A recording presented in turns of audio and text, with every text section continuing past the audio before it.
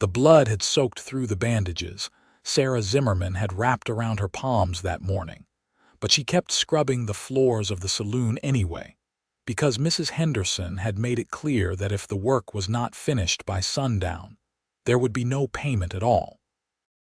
It was June 1877 in Tropic, Utah, and the desert heat made everything harder, the wooden boards expanding in the temperature until they creaked and groaned under her weight as she moved across them on her knees.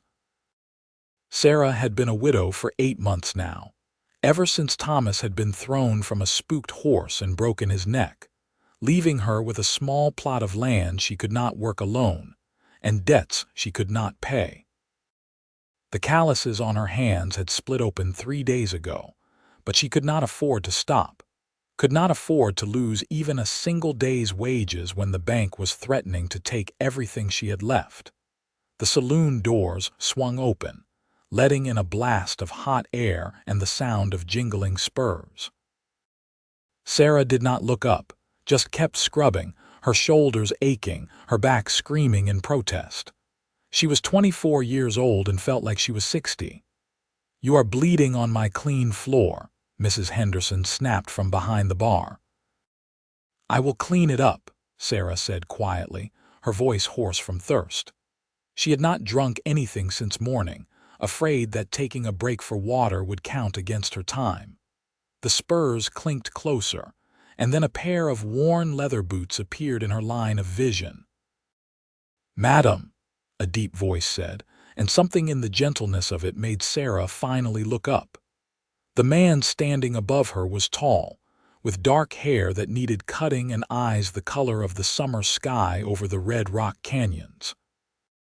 He was maybe 26 or 27, with the weathered look of someone who spent his days outdoors.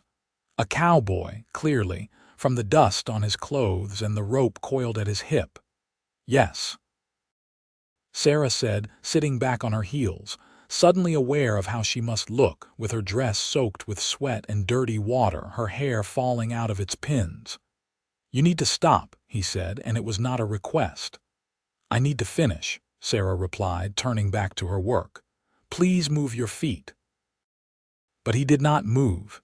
Instead, he crouched down, bringing himself to her level, and gently took hold of her wrist. His touch was careful, but even so, Sarah winced as his fingers pressed against the raw flesh of her palm. He turned her hand over, looking at the blood-soaked bandages, then at her other hand, which was just as bad. "When did you last tend these?" he asked. "This morning." "And you have been working all day like this?" "I do not have a choice." Sarah tried to pull her hand back, but his grip tightened, still gentle but firm enough that she could not break free without making a scene. "There is always a choice," he said, and then he stood, pulling her up with him. "She is done for the day," he called out to Mrs. Henderson. "The hell she is," the older woman shot back. "She has got 2 more hours of work, and if she leaves now, she does not get paid."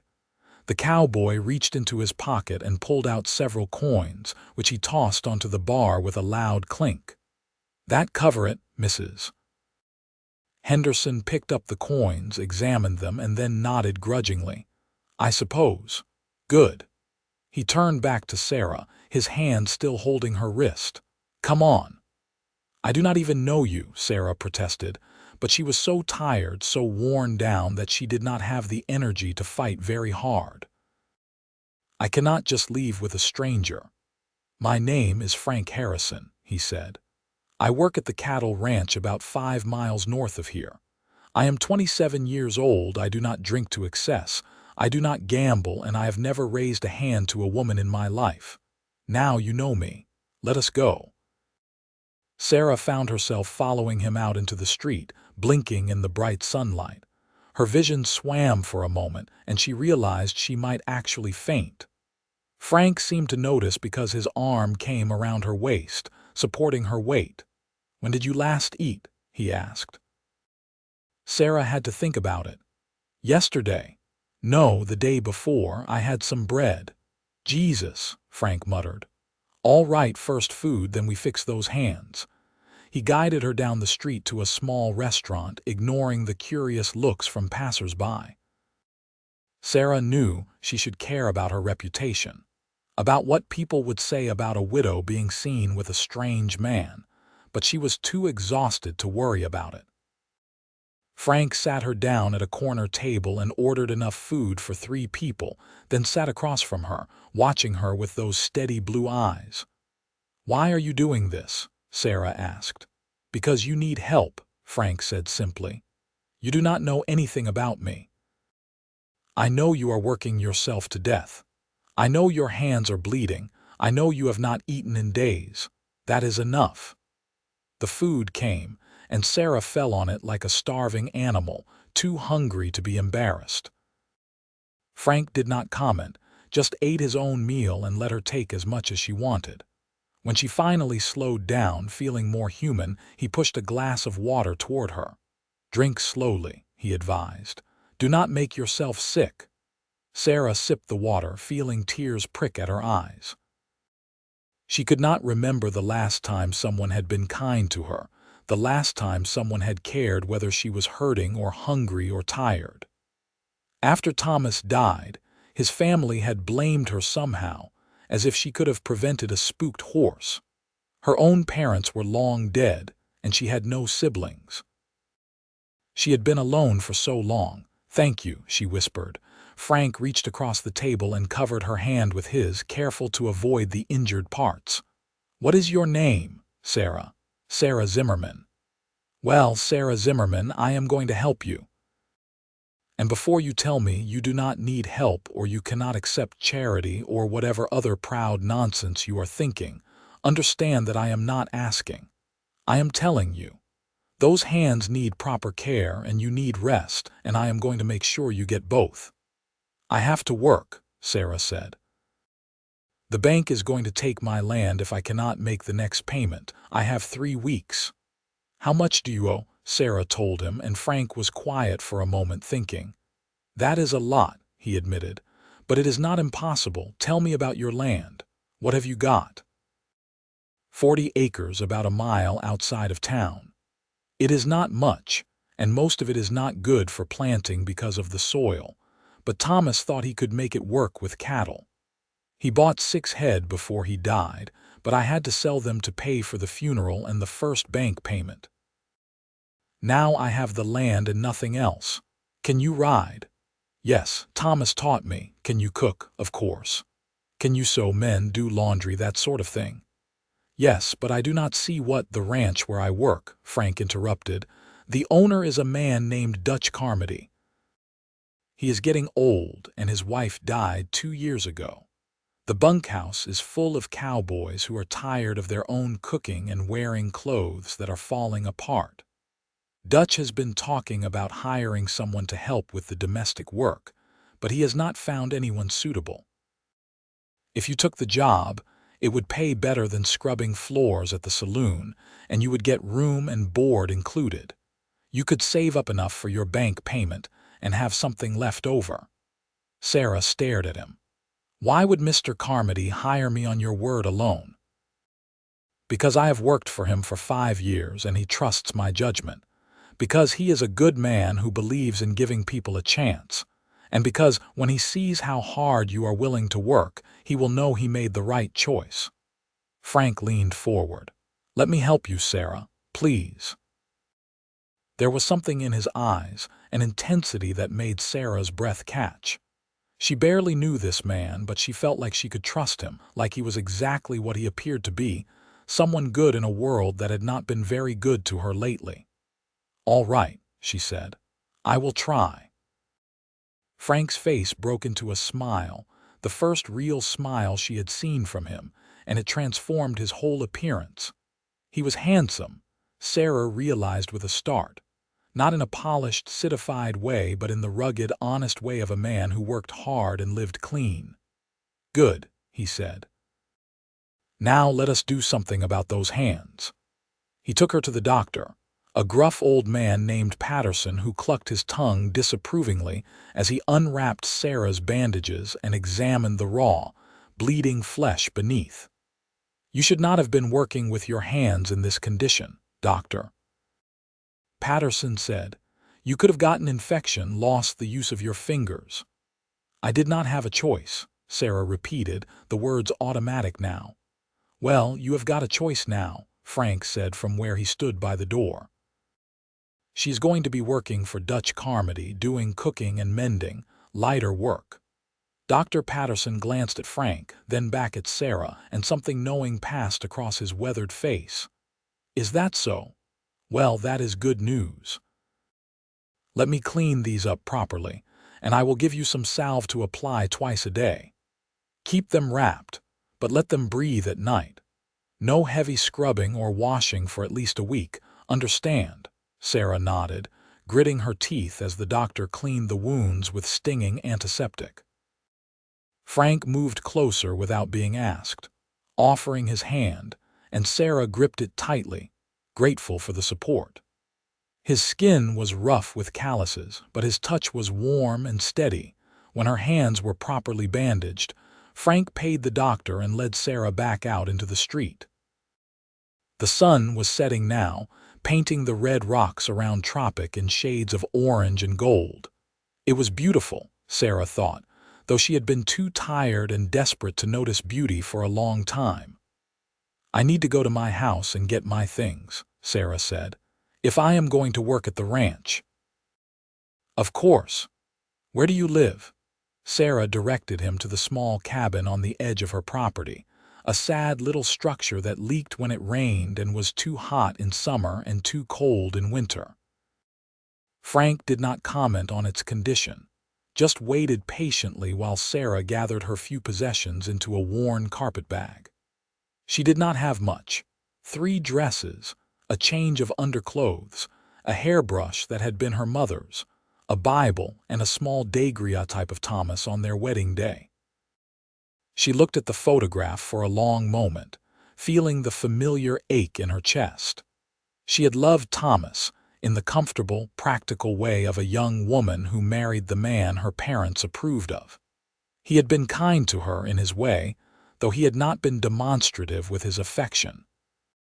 Their marriage had been more of a partnership than a grand romance, but it had been hers, and losing it had left her adrift.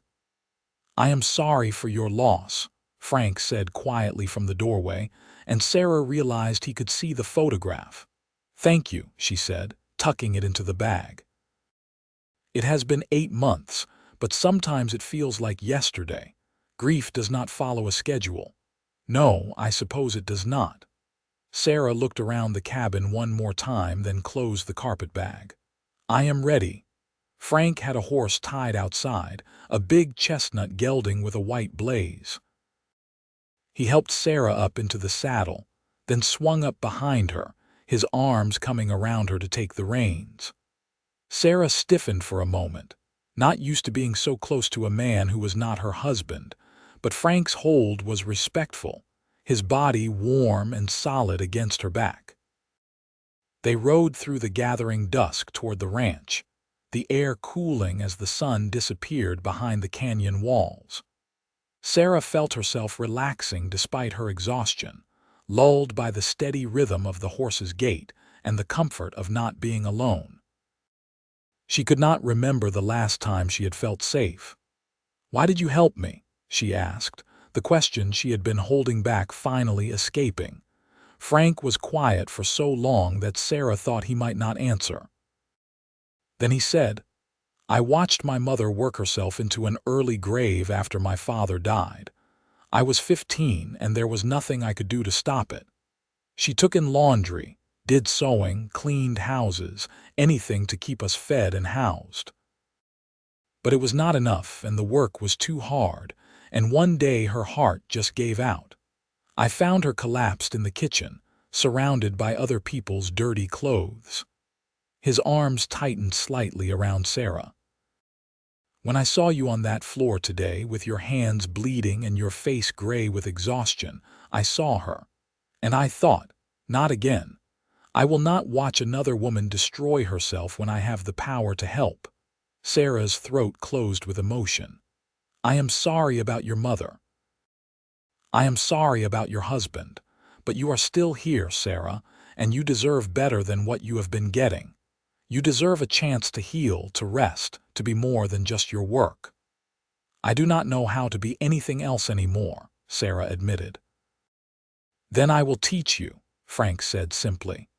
The ranch came into view as the last light faded from the sky, a collection of low buildings clustered around a main house. Lamplight glowed in the windows, warm and welcoming. Frank rode up to the main house and dismounted, then helped Sarah down, his hands careful around her sore ribs. "Wait here," he said, and went inside. Sarah stood in the yard, clutching her carpet bag, suddenly nervous. What if Mr. Carmody did not want to hire her? What if Frank had been too optimistic about his employer's generosity? What if she failed at this, too, the way she seemed to be failing at everything else? But then the door opened, and Frank emerged with an older man, tall and rangy with gray hair and sharp eyes that nevertheless held kindness. This had to be Dutch Carmody. "So you are Sarah Zimmerman," Dutch said, looking her up and down. "Frank here says you are a hard worker who has fallen on difficult times. Says you need a job, and I need someone who can cook and mend and generally keep this place from falling into complete chaos." "That sound about right." "Yes, sir," Sarah said, straightening her spine despite her exhaustion. "I am a good cook, and I can sew and clean. I will work hard for you, I promise." "I am sure you will. Lord knows you have been working hard enough to nearly kill yourself from what Frank tells me." Dutch's expression softened. "I am sorry about your husband, Mrs. Zimmerman. That is a hard thing to lose your partner. My Marjorie has been gone 2 years now, and I still reach for her in the night sometimes, forgetting she is not there. I am sorry for your loss as well, Mr. Carmody." "Call me Dutch. Everyone does. Now here is what I am offering. $3 a week plus room and board. You will have your own cabin, nothing fancy, but it is clean and sound. You will cook for me and the hands, do the washing and mending, and keep the main house tidy. In exchange, you will get your meals, a safe place to live, and enough wages to save up for whatever you need. Frank says you have got a bank payment coming due. If you work hard and the arrangement suits us both, I will advance you part of your wages to help with that. Does that sound fair?" Sarah felt tears spring to her eyes again. "More than fair, sir. Dutch, thank you so much." "Do not thank me yet. Wait until you have met the hands. They are a rough bunch, though decent enough. Now you look like you are about to fall over. Let me show you to your cabin, and you can start work tomorrow when you are rested." Dutch led her across the yard to a small cabin that was indeed simple but clean, with a real bed, a table, a chair, and a small stove. It was paradise compared to what Sarah had been living in. "There is water in the pitcher, and I will have one of the boys bring you some supper," Dutch said.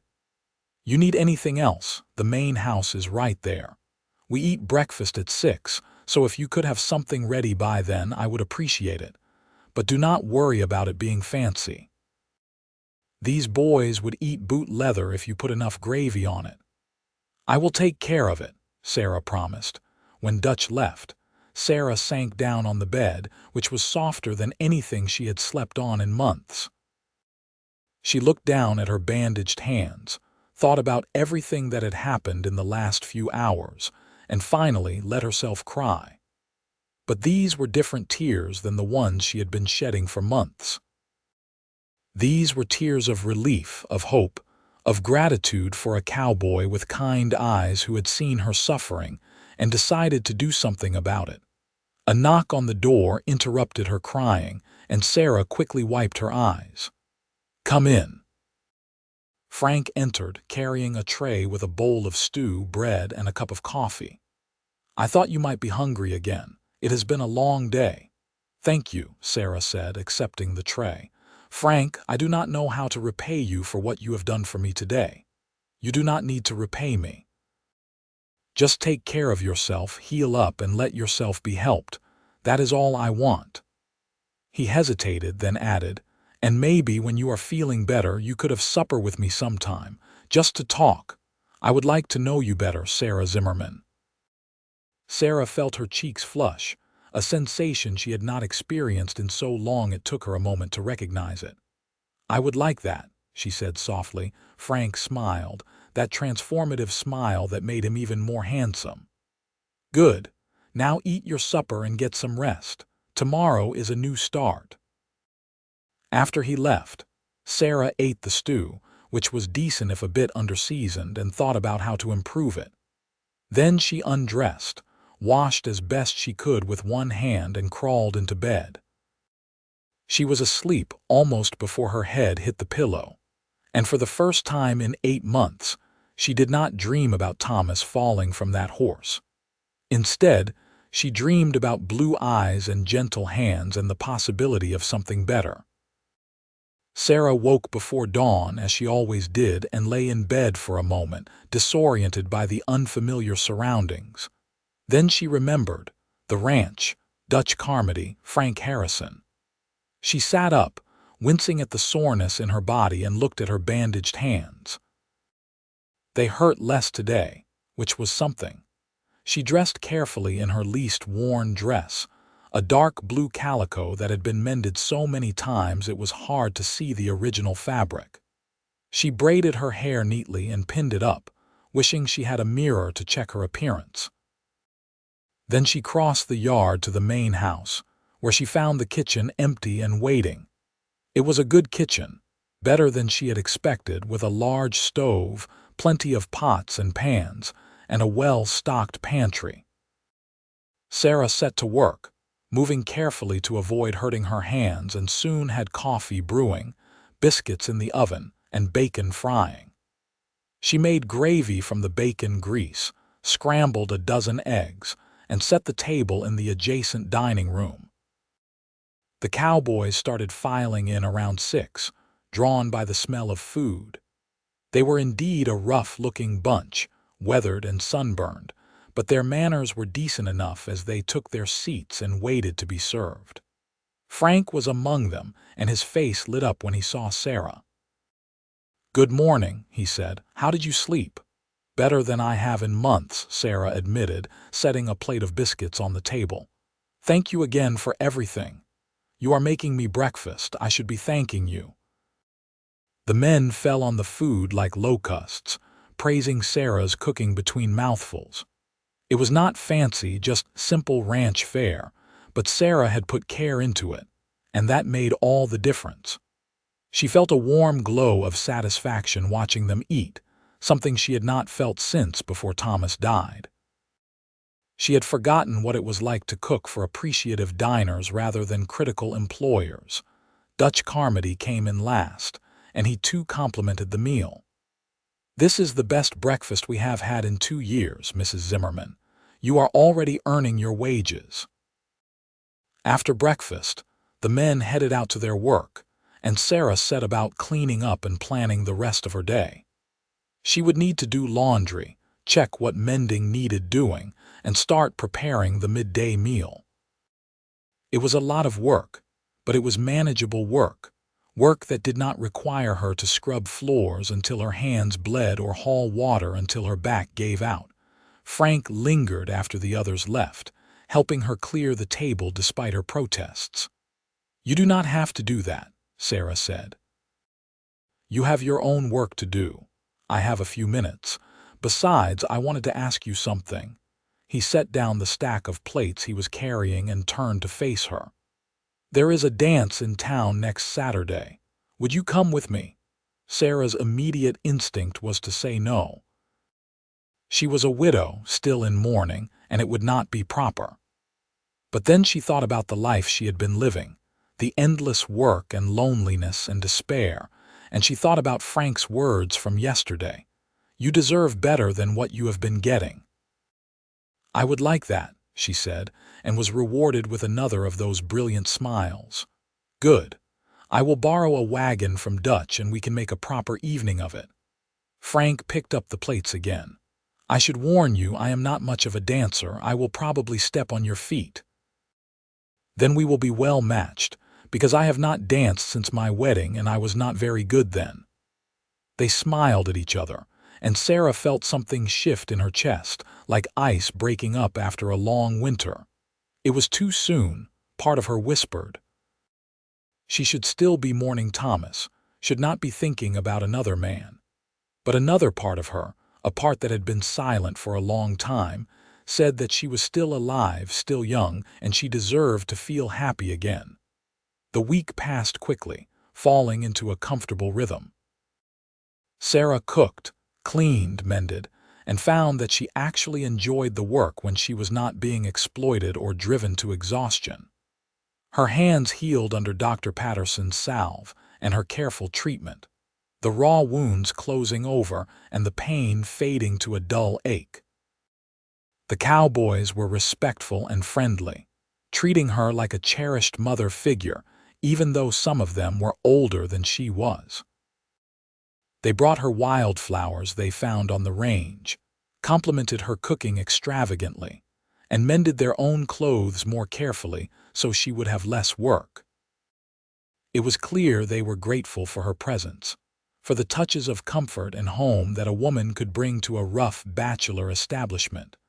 But it was Frank who was always there, finding excuses to help her, to talk to her, to make her laugh. He told her stories about his life, about growing up in Colorado and working his way south, about the cattle drives he had been on, and the places he had seen. In turn, Sarah found herself opening up about her own life, about the parents she had lost to fever when she was 16, about her brief marriage to Thomas, about her fears and hopes and dreams. "What do you want, Sarah?" Frank asked her one evening as they sat on the porch of her cabin, watching the sun set over the canyons. "Not what you think you should want or what other people expect. What do you really want?" Sarah thought about it, trying to find the honest answer beneath all the layers of duty and propriety and survival. "I want to feel safe," she said finally. "I want to go to sleep at night without worrying about money or the bank or whether I will have food tomorrow. I want to wake up in the morning and feel happy instead of exhausted. I want to matter to someone. I want to be more than just a burden or a servant or a problem to be solved." Frank reached over and took her hand, the one that was healing well, and laced his fingers through hers. "You matter to me," he said quietly. "More than I probably should admit after knowing you for only a week, but I cannot seem to help it, Sarah. There is something about you, something brave and strong and good, and I find myself thinking about you all the time. Wondering if you are happy, if you are hurting, if you need anything. Wanting to make you smile because your smile is about the prettiest thing I have ever seen." Sarah's heart was pounding so hard she was sure he could hear it. "Frank, I know it is too soon. I know you are still grieving your husband, and I am not trying to rush you into anything. But I wanted you to know how I feel, what I am hoping for. Because when I look at you, I do not see a widow or a charity case or someone who needs rescuing. I see the woman I want to build a life with. And I am willing to wait as long as it takes for you to be ready, if there is any chance you might feel the same way." Sarah looked at their joined hands, at the contrast between his tan, work-roughened skin and her paler, healing fingers. She thought about Thomas, about the comfortable, practical love they had shared. And then she thought about Frank, about the way he made her feel alive and seen and valuable. It was not betraying Thomas's memory to move forward with her life. It was not wrong to want to be happy again. "I think I might," she whispered. "Feel the same way, I mean. I am scared because it is so fast and so soon, and I do not know if I can trust my own feelings. But when I am with you, I feel like I can breathe again, like maybe there is a future worth living for." Frank squeezed her hand gently. "Then that is enough for now. We will take it slow, figure it out as we go. No pressure, no expectations. Just two people getting to know each other and seeing where it leads. Does that sound all right?" "Yes," Sarah said. "That sounds perfect." They sat together in comfortable silence, watching the stars come out one by one over the desert, and Sarah felt more at peace than she had in a very long time. Saturday came, and Sarah spent the afternoon in a state of nervous anticipation.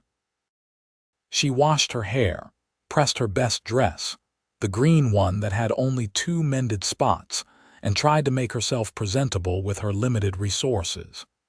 She wished she had ribbons or jewelry or anything to make herself prettier, but she did her best with what she had. When Frank knocked on her cabin door at 6, wearing clean clothes and with his hair still damp from washing, he looked at her like she was the most beautiful woman he had ever seen. "You look wonderful," he said, offering his arm. "So do you," Sarah replied, taking it. The ride into Tropic was pleasant, the evening air cool and the sky streaked with pink and gold. Frank had borrowed Dutch's best wagon, which was relatively comfortable, and he kept up a steady stream of conversation that kept Sarah from being too nervous. The dance was being held in the church hall, which had been decorated with bunting and wildflowers.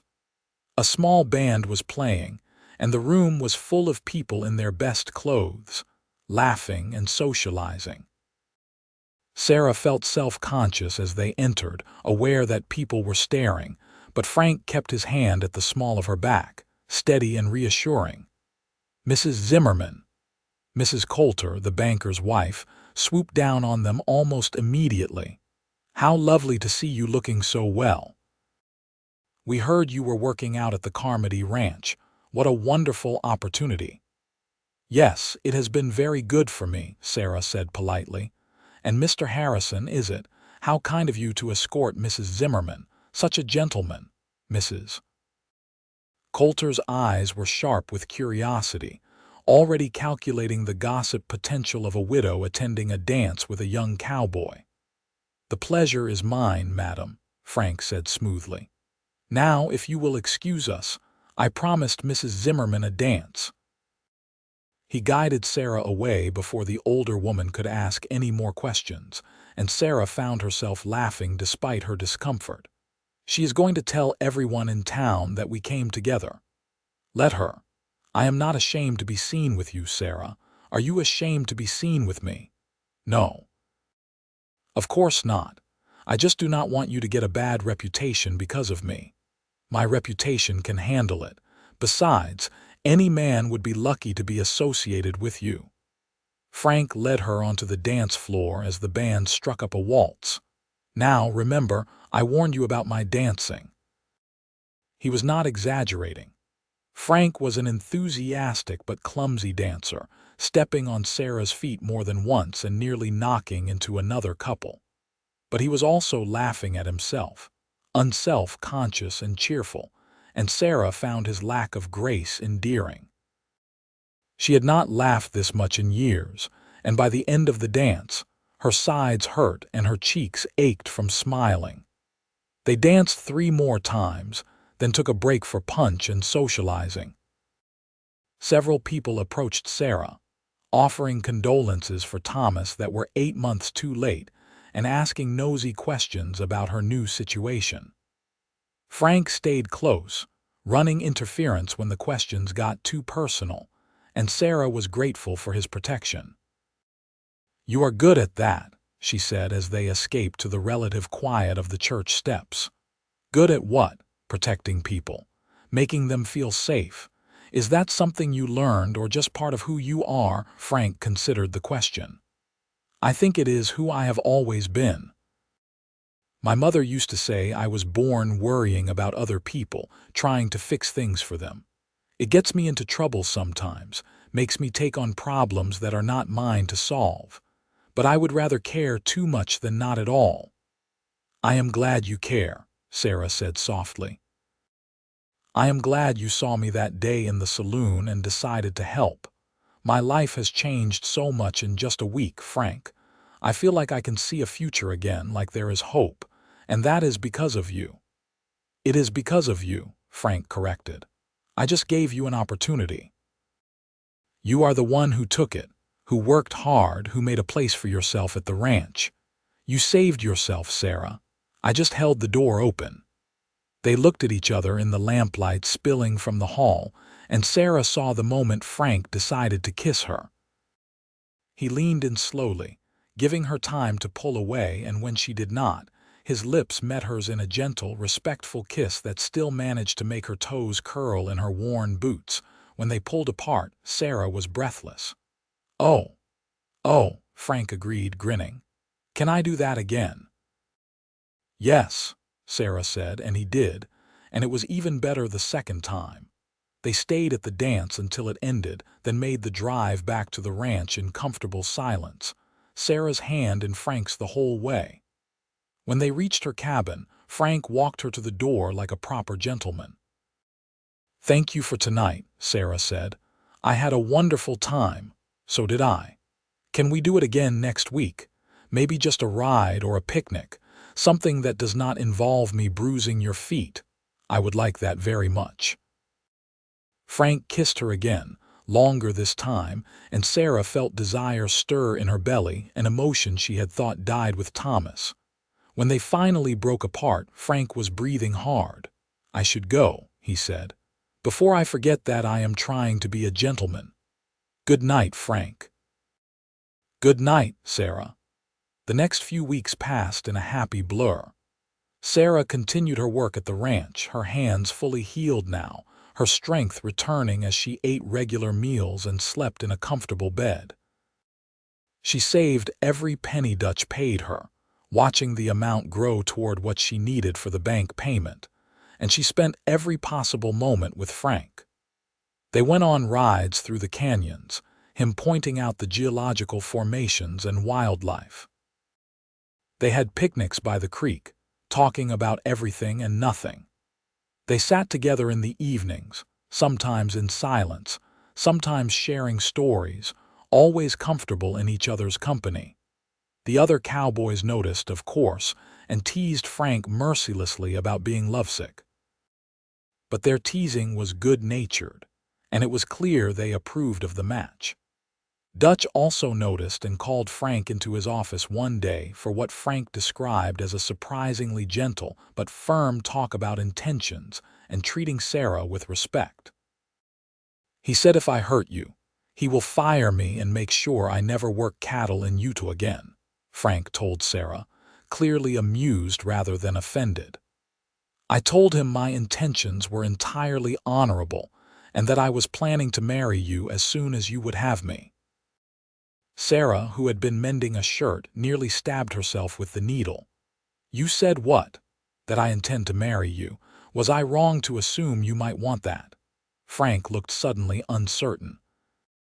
"I know we have not talked about it explicitly, but I thought, after these last weeks, that we were heading in that direction." "We are," Sarah said quickly. "I do want that. I am just surprised you said it to Dutch before you said it to me." Frank laughed and pulled her into his arms, needle and shirt and all. "You are right. That was backward of me. Sarah Zimmerman, I love you. I have loved you since the moment I saw you bleeding on that saloon floor and decided you deserved better. I love your strength and your courage and your determination. I love the way you hum when you are cooking and the way you always make sure everyone else is fed before you eat. I love how you look in the morning with your hair down, and how you look right now with thread in your teeth and a thimble on your finger. I want to marry you and spend the rest of my life making you happy. Will you have me?"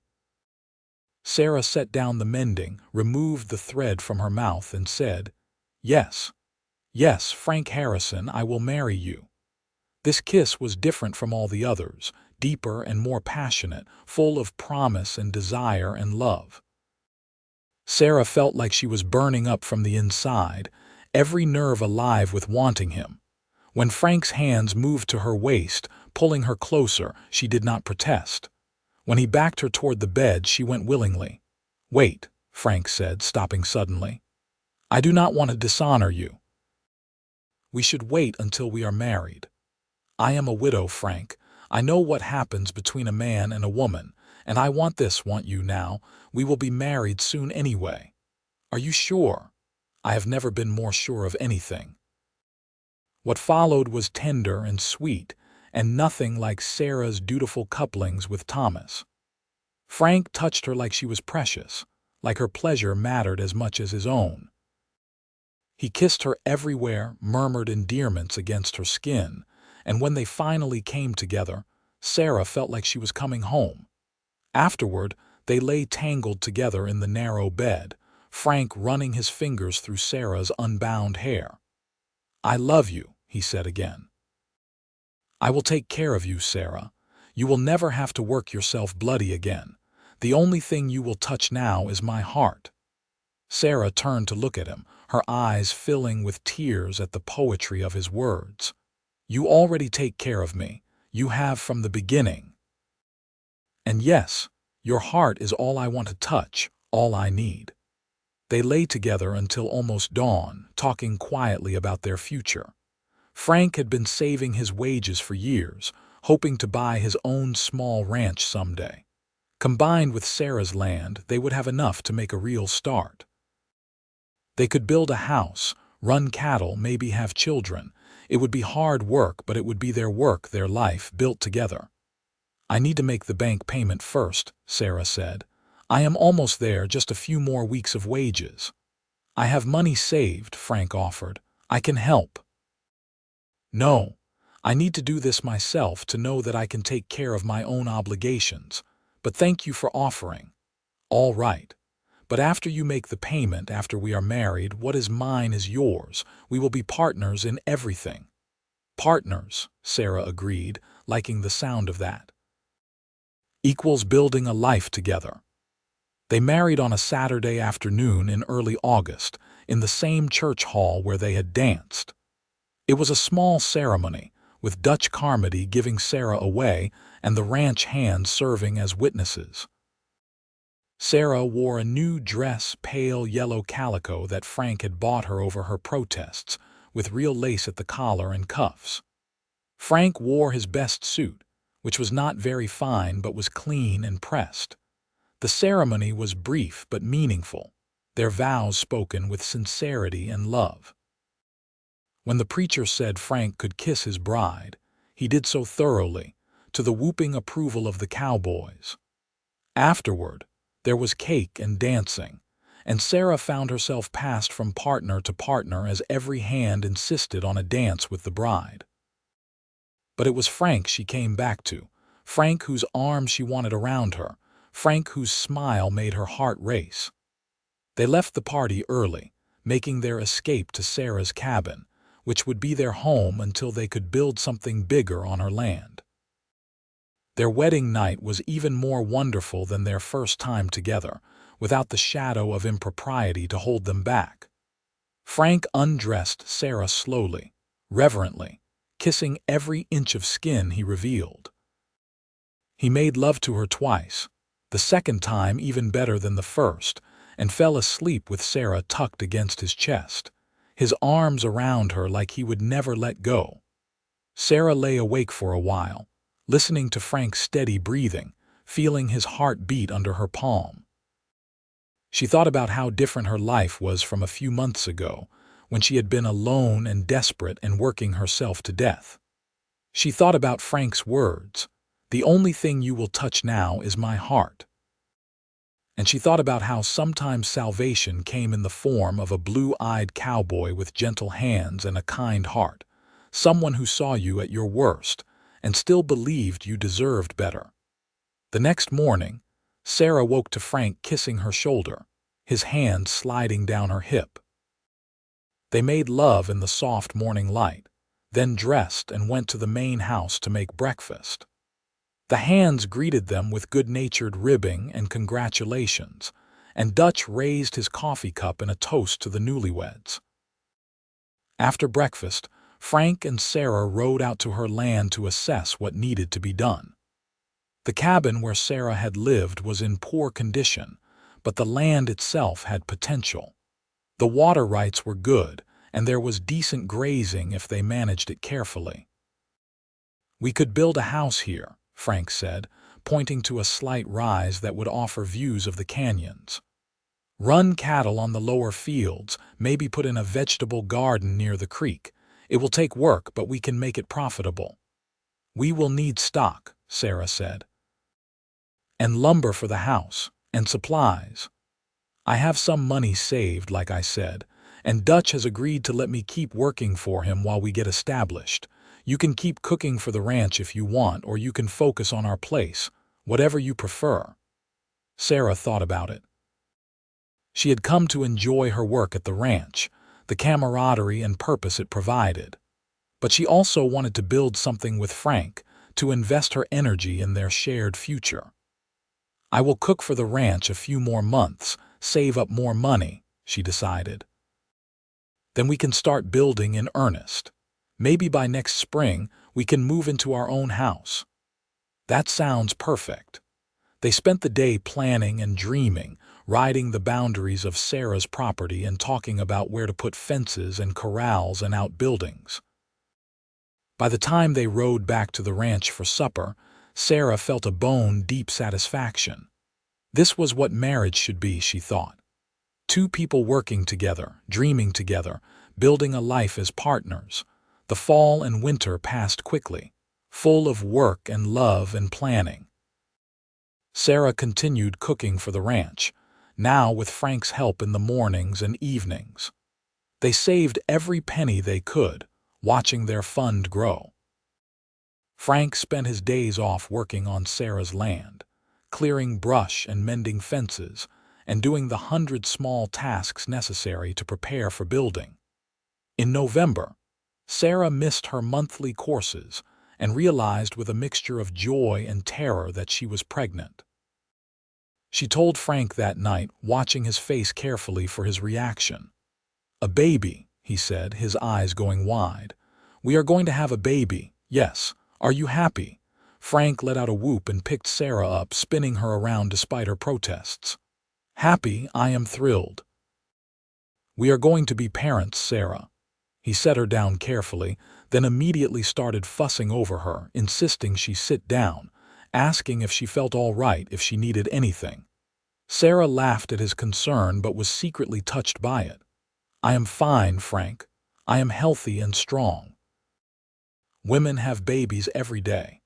But this is my baby, our baby. I am allowed to worry." The pregnancy progressed smoothly, and in the spring they started building their house. Dutch gave them a generous wedding gift in the form of lumber and supplies, and the ranch hands volunteered their weekends to help with construction. By June, a year after Frank had found Sarah bleeding on that saloon floor, they were moving into a small but solid house on their own land with a baby on the way. Sarah stood in the empty main room, her hand on her swollen belly, and marveled at how much her life had changed. Frank came up behind her, wrapping his arms around her from behind, his hands covering hers on her stomach. "What are you thinking?" he asked. "I am thinking about how lucky I am, how different everything could have been if you had not walked into that saloon last year." "I am the lucky one," Frank countered. "I got to save a beautiful woman and then marry her. That is better than any dime novel." "You did not save me, Frank. You gave me a chance to save myself. There is a difference, maybe. But I am still glad I gave you that chance, and I am glad you took it."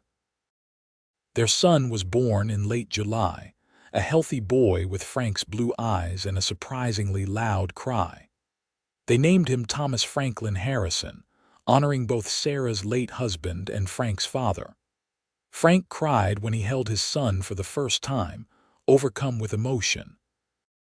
"I am going to be a good father to him," Frank promised. "I am going to make sure he never doubts that he is loved and wanted and precious." "I know you will," Sarah said, exhausted but happy. "You are already a good father. You were born to be one." Thomas was a colicky baby who cried more than he slept, but Frank never complained, walking the floor with him at night so Sarah could rest. During the day, Frank worked their land and continued helping at Dutch's ranch part-time, while Sarah cared for Thomas and slowly built up their home. They bought cattle with their saved money, just 4 head at first, but it was a start. Frank proved to be as good a rancher as he was a cowboy, managing their small herd carefully and making shrewd decisions about breeding and grazing. Sarah planted a garden and kept chickens, selling eggs and vegetables in town for extra income. Their second child, a daughter they named Mary, arrived 2 years after Thomas. She was easier than her brother, a calm baby who slept well and smiled often. Frank doted on both his children, but there was something special about having a daughter, and he was wrapped around Mary's finger from the moment she was born. "We have a good life," Sarah said one evening as they sat on their porch, watching Thomas chase fireflies while Mary slept in her cradle. "A really good life. The best," Frank agreed. "Though I admit, sometimes I think about that day in the saloon and wonder what would have happened if I had not stopped, if I had just kept walking." "You would not have kept walking. That is not who you are. You see someone hurting and you help." "That is what you do. Maybe, but I am glad I helped you specifically, glad I got this life with you." Sarah leaned her head on his shoulder, feeling completely content. "Me too." As the years passed, their ranch grew and prospered. They added more cattle, built a proper barn, hired a hand to help with the work. Thomas grew into a sturdy boy who loved working with the animals, while Mary proved to have her mother's skill in the kitchen and garden. They added another daughter, Grace, and then a final son, Henry, completing their family. Sarah's original 40 acres, which had once seemed like more of a burden than a blessing, became the foundation of a successful ranch. Frank's careful management and Sarah's hard work transformed it into a place of plenty, a home full of love and laughter. They paid off the bank within the first year of their marriage, and Sarah never forgot the feeling of freedom that came with signing those final papers. She never forgot where she had come from, the desperate widow working herself to death for pennies. But she did not dwell on it either, choosing instead to focus on the present and future. On their 10th anniversary, Frank took Sarah back to Tropic for dinner at the same restaurant where he had first bought her a meal. They sat at the same corner table, older now and more weathered but still deeply in love. "You remember this place?" Frank asked. "I remember everything about that day. I remember being so tired I could barely stand. I remember my hands bleeding through the bandages. I remember thinking that I could not go on much longer. And then you walked into that saloon and changed everything." "You changed everything," Frank corrected. "You had the courage to accept help, to try something new, to let yourself love again. That took real bravery, Sarah." "I was not brave. I was desperate. You were both. And I loved you for it. Loved you from the moment you looked up at me with those exhausted eyes, and still tried to keep working because you were that determined to survive." Frank reached across the table and took her hand, his thumb rubbing over the faint scars that remained from those terrible days. "These scars remind me of your strength. But I am still glad you do not have to work like that anymore, glad that the only thing you have to touch now is my heart." Sarah felt tears prick her eyes at the echo of his words from so long ago. "Your heart and our children and our home and our life. I touch lots of things now, Frank, good things, happy things. Then I am doubly glad." They finished their dinner and drove home in the moonlight, talking about their children and their plans for the ranch and the 100 small details of their shared life. When they arrived, the house was dark and quiet, the older children having put the younger ones to bed as promised. Frank and Sarah stood in their bedroom, helping each other undress as they had done countless times before. Their lovemaking was familiar now, comfortable in the best way, but no less passionate for all that. They knew each other's bodies, knew what gave pleasure and what sparked desire, and they used that knowledge to bring each other joy. Afterward, Sarah lay in Frank's arms, listening to his heart beat slow, and thought about how grateful she was for this life. She had lost so much, had suffered so greatly, but she had also gained everything that truly mattered. A man who loved her, children who made her laugh, a home that was truly hers, and the security of knowing that she would never again be so desperate and alone. "I love you," she whispered to Frank, though he was already asleep. "Thank you for seeing me when I was invisible to everyone else. Thank you for believing I deserved better. Thank you for teaching me that I could be more than my work and my grief. You saved my life in every way that matters." The years continued to pass, bringing the usual joys and sorrows of any life. They lost Dutch Carmody to old age, and Frank took over managing that ranch in addition to their own, eventually buying it when Dutch's distant relatives wanted to sell. They weathered droughts and hard winters, celebrated births and mourned deaths, watched their children grow and start families of their own. Thomas, their eldest, married the daughter of a neighboring rancher and expanded the family holdings even further. Mary surprised everyone by declaring she wanted to be a teacher and moving to Salt Lake City to attend the university. Grace married a banker and settled in Tropic, while Henry decided he preferred working with horses to cattle and started a breeding operation. Through it all, Frank and Sarah remained partners, their love deepening with each passing year. They were not a perfect couple. They argued sometimes and frustrated each other occasionally, but their foundation was strong. They had built their life together from nothing, had overcome hardship and loss, and that shared history bound them together more strongly than any wedding vows. On their 30th anniversary, their children and grandchildren gathered at the ranch for a celebration.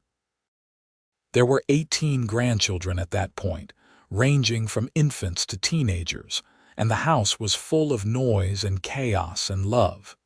Sarah, her hair now more gray than brown, looked around the crowded table at dinner and felt overwhelmed with gratitude.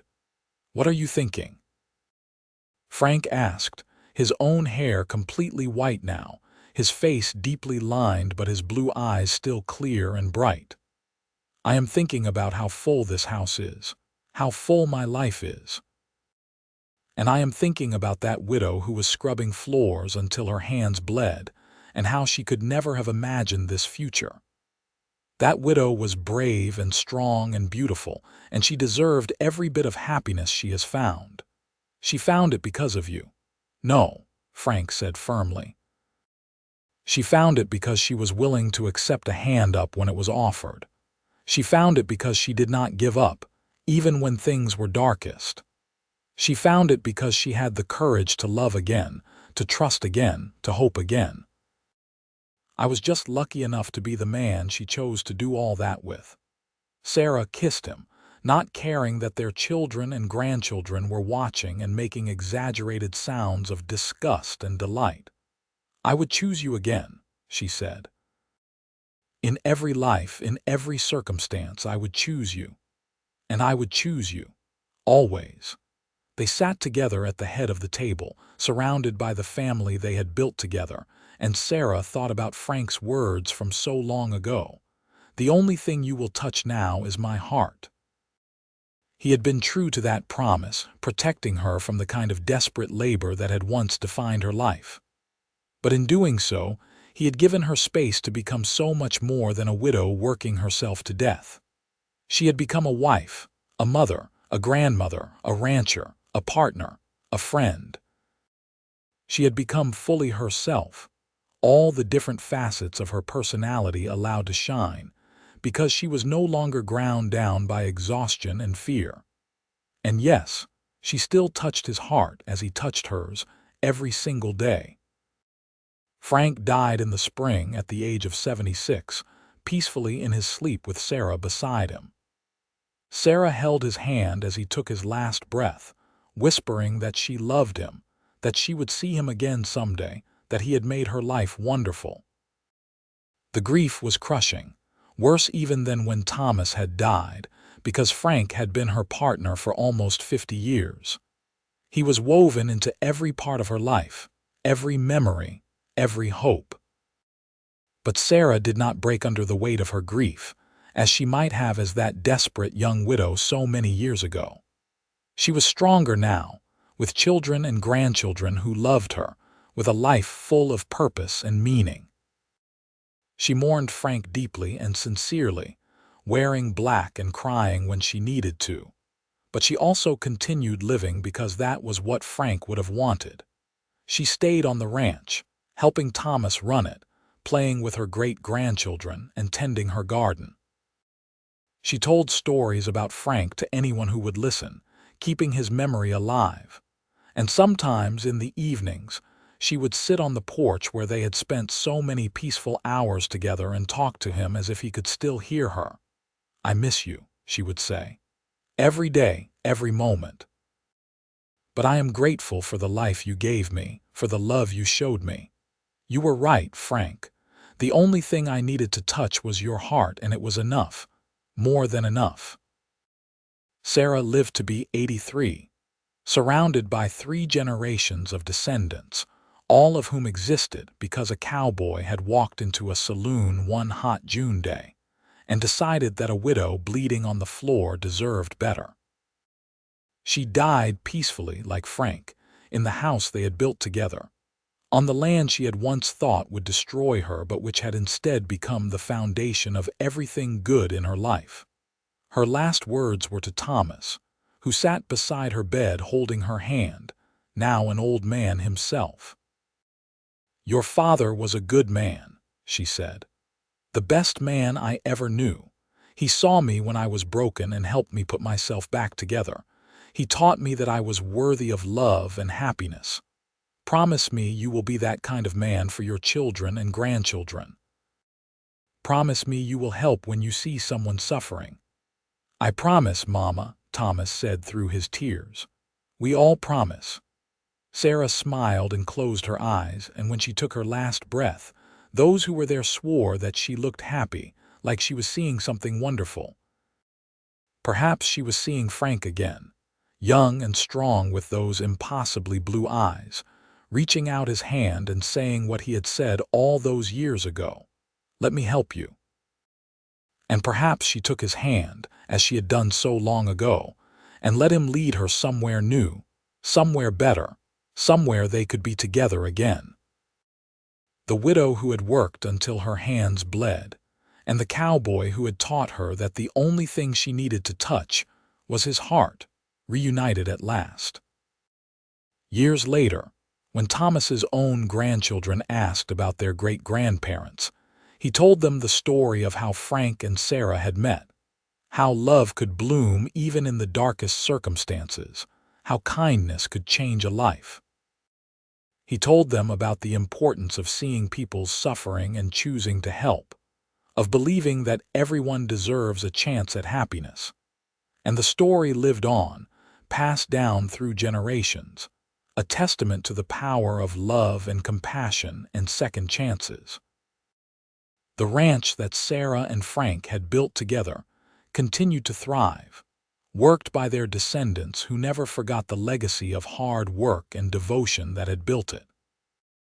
The house they had raised their children in stood strong, sheltering new generations, full of the same love and laughter that had always defined it. In Tropic, Utah, where it had all begun, there was eventually a small historical marker on the site where the old saloon had stood. It did not tell the whole story, how could it in just a few words? But it mentioned Sarah Zimmerman Harrison and Frank Harrison as prominent early settlers whose ranch had helped establish the area.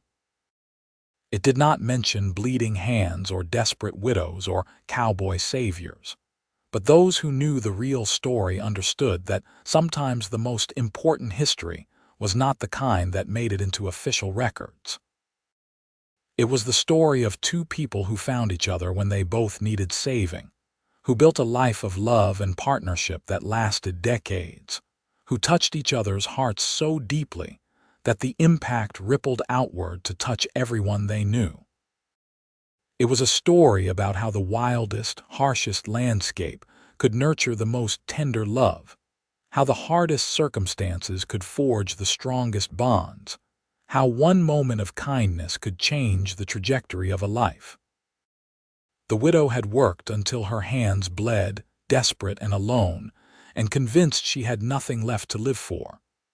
The cowboy had looked at her and seen not a burden or a charity case, but a woman worth saving, a heart worth touching.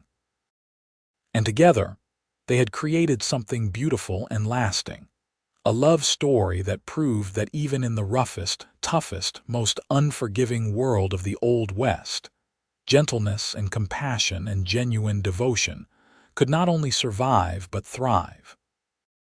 Their legacy was not just in the successful ranch, or the numerous descendants, or the businesses and properties that bore their names.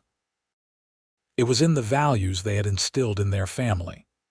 Work hard, treat people with kindness, never be too proud to accept help when you need it, and always, always remember that the most important thing you can do is touch someone's heart with love. Those values continued to guide their family generations later, a living testament to the power of their love and the choices they had made. And if sometimes, on quiet evenings, workers on the old Harrison ranch claimed they could see two figures sitting on the porch of the original house, hand in hand, watching the sunset over the canyons, well, perhaps it was just imagination. Or perhaps it was Sarah and Frank, bound together even in death as they had been in life, still watching over the land they had loved and the family they had created, still touching each other's hearts for all eternity. The Wild West had been a hard place, full of struggle and hardship and loss. But it had also been a place where determined people could build new lives, where love could flourish against all odds, where a widow and a cowboy could find each other and create something extraordinary. Sarah and Frank's story was not unique in its basic elements. Surely other widows had been saved by kind strangers.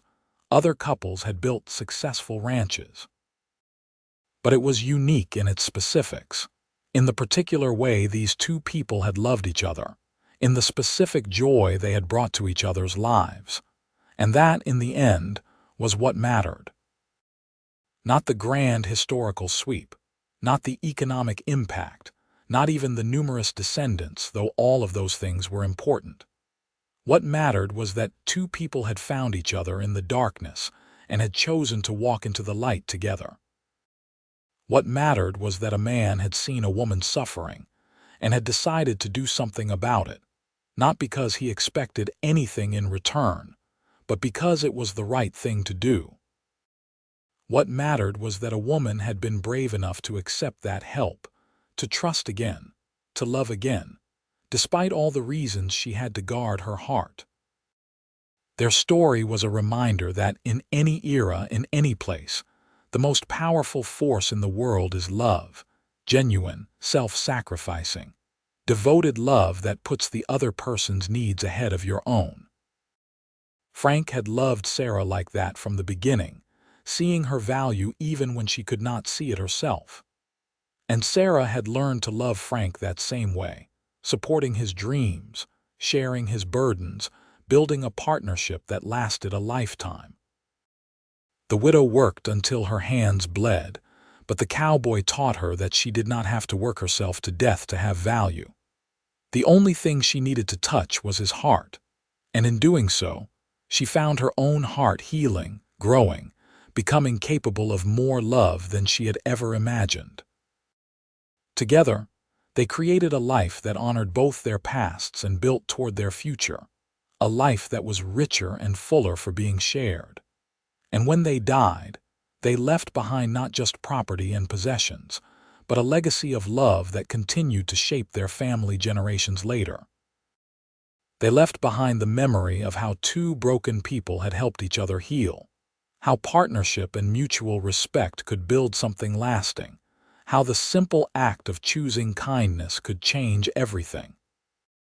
In the end, that was their true gift to the world, not the successful ranch or the prominent family name, but the example of how to love well, how to treat people with dignity, how to see past surface circumstances to the valuable human underneath.